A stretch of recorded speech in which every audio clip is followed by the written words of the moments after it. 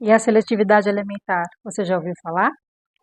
Muitas crianças, principalmente, apresentam dificuldades em experimentar sabores diferentes e texturas diferentes. Preferem por determinados tipos de alimentos e recusam-se a experimentar outros que sejam diferentes.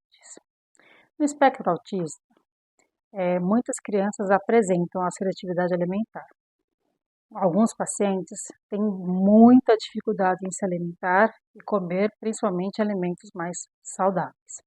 Preferem por alimentos industrializados.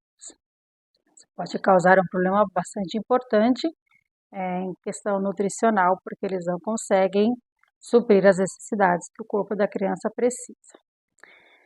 Pensando no autista, nós vamos sempre lembrar da questão sensorial e sensorial do corpo como um todo, né? Tem questões de toque, questões de alimentos, questões de auditivos, de temperatura, e com a alimentação não é diferente. Então, os autistas têm muitos deles apresentam seletividade alimentar, têm muitas dificuldades em se alimentar, e dentre tantas questões que nós podemos levantar com relação à seletividade alimentar, hoje eu vou levantar aqui uma questão que é muito importante e que talvez as pessoas não estejam antenadas em pensar nisso. Vamos pensar o seguinte, falando na questão sensorial, muitos autistas sentem o cheiro da comida sendo preparada, ou mesmo ela sendo preparada por um adulto, ou a criança participando do preparo do alimento, e demonstram interesse por ele, o alimento. No entanto, quando eles colocam o alimento na boca, eles se recusam a comer. E eu levanto aqui uma hipótese bastante importante.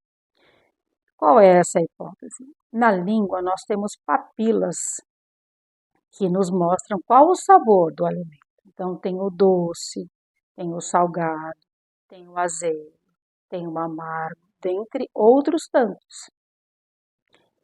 No tratamento fonoaudiológico, pensando na fisiologia e nas funções reflexo-vegetativas orais, e numa fonoaudióloga que tem pós-graduação, especificamente no trabalho com essas funções, nós vamos pensar que existe um exercício específico que nós fazemos no atendimento pelo método Padovan, que vai trazer à tona a potência desses sabores diferenciados. E isso faz uma mudança incrível nos pacientes que estão dentro do espectro, porque a gente faz com que essas papilas possam sentir com muito mais intensidade os sabores, e eles possam se interessar não somente pelo cheiro ou do alimento sendo preparado em si. Eles têm condição de sentir esse sabor em uma potência tão mais elevada que eles começam a apresentar o gosto, ou a vontade de experimentar os alimentos, de seguir pelo menos com a introdução gradativa de alimentos diferentes. Precisando de algum auxílio com relação a essas questões, procure sempre um profissional fonoaudiólogo para uma avaliação e, na sequência, para os atendimentos fonoaudiológicos.